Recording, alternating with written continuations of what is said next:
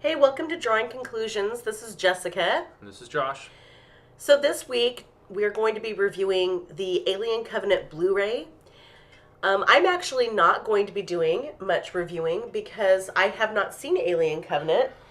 And the reason for that is that I don't like scary movies. I've actually only seen one of the Alien movies in the entire franchise. Josh kind of talked me into watching Aliens with him when it was on TV when we were first married. And that was enough for me and my psyche. So, Josh, however, is a huge fan of the Alien franchise. And so he's going to be really reviewing today. And I'm just going to be chiming in with some questions and prompting and Kind of a Q&A. yeah, more of a Q&A for this one. So I'm going to let Josh get started, and I'm going to have him start by talking to us about the Blu-ray itself and what features you can expect on the Blu-ray and the value of them. Right. First of all, I ever chose to review Alien Covenant because we hadn't started this channel yet when the movie came out back in May. Anyway, back to the Blu-ray. I chose the Target version over the Best Buy Steel Box. I know that's usually a popular collector's item. A lot of people love the Steel Box.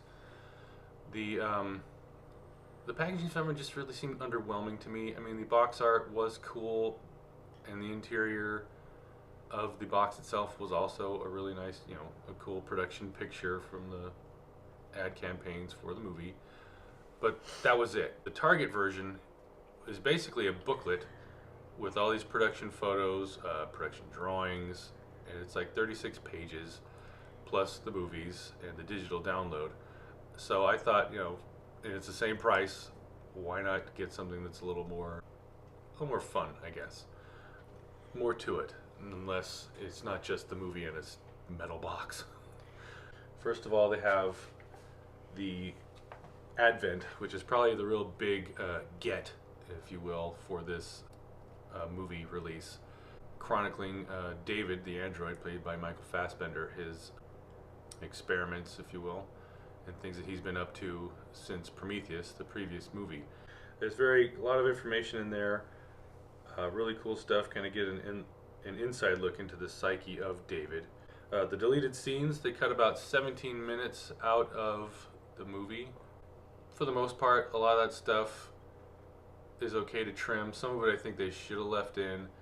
It would have given more life to the characters, especially some of the peripheral crew. People who get killed first.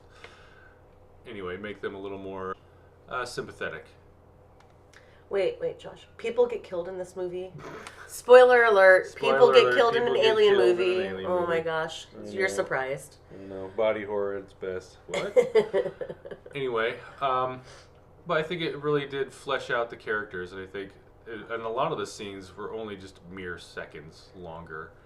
So why not just leave it in? It didn't hurt anything. It didn't slow the pacing down. It just kind of extended the scene just ever so slightly. Some of the major scenes they did cut out, and I kind of understand why they did, but it would have been cool to see it actually part of the show. And the booklet itself that I bought has some really great artwork in it, along with the DVD itself, or the Blu-ray. The disc itself has a lot of great artwork on it, some of the special features.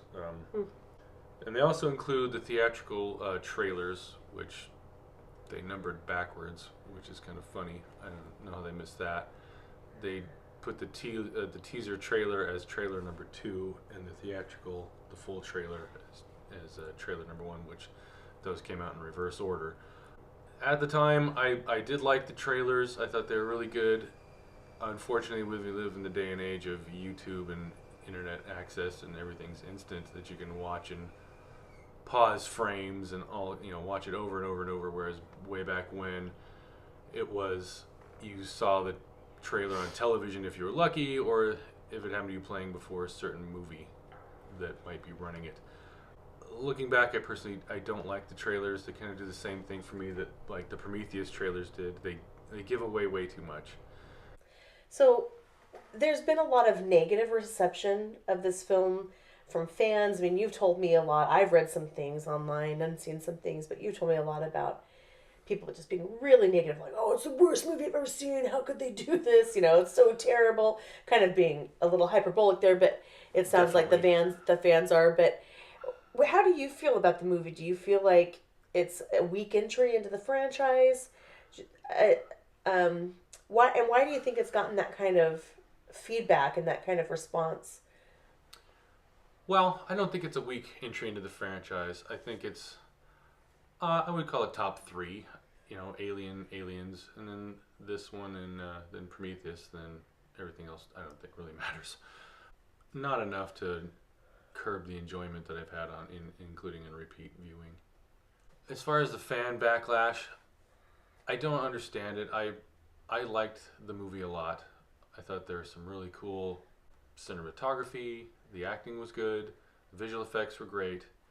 The story in itself I thought was really strong. I don't personally understand what other fans were clamoring about. I know like stupid characters was like one of them, the main complaints, and I didn't understand that at all. I mean, Stupid characters meaning what? doing dumb things, landing on the planet without like respirators, or running from one thing to another, not talking to each other, all kinds of stuff that just was like really nitpicky to me and just seemed more like looking to find fault instead of actually enjoying the experience of the show. Well, do you think sometimes people are overly critical of characters in movies as making choices that aren't very smart? Because I feel like people make choices, smart people make dumb choices in life every day. And when you're in high stress situations, situations relate tense, even if you've had a lot of training and stuff, that doesn't necessarily mean that that's how you're going To react. to react. I mean, you know, I think they Right. ended up in a situation that they had really. I doubt they got trained to deal with, you know, Monsters. bioengineered monsters. Right. No, I don't think they did. It it seems a little bit much with the backlash, especially on the characters, because we the viewer have the benefit of kind of knowing beforehand what's gonna happen. Yeah.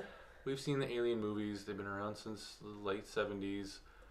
We know the deal, and it's maybe hard for us in the modern era, especially with those movies being around so long, to be surprised by it anymore. Mm-hmm.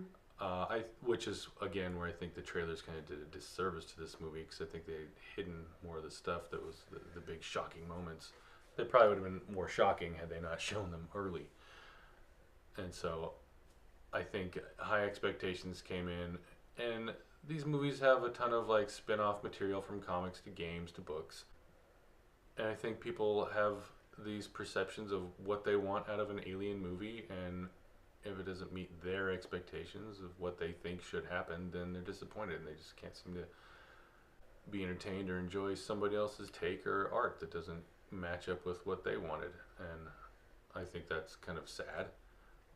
I enjoyed the movie. I thought a lot of the themes that they were exploring with the creator and his creation, kind of a lot like I know they quote Percy Shelley in this, Ozymandias, but also Percy Shelley's wife, Mary Shelley, wrote Frankenstein, and the creator, Dr. Frankenstein, rejecting his creation, the monster, doesn't even name it, just refers to it as like something.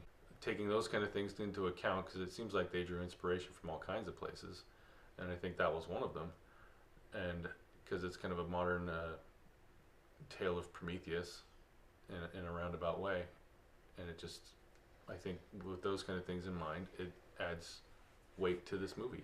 Well, and I know, like, with you, um, with both Prometheus and with Alien Covenant, you have tried to do some looking into some of the inspirations for these films in terms of literature and art, and where the themes and the ideas came from. And I think that's deepened your appreciation for the films themselves. And I think a lot of, for the casual viewer, they're not going to do that. I don't think most people go into a movie theater or pop in a Blu-ray and want to be challenged in that way. And I don't know Sure. that people have um, most people probably don't have the background to make those connections without doing some Research. research and looking into it.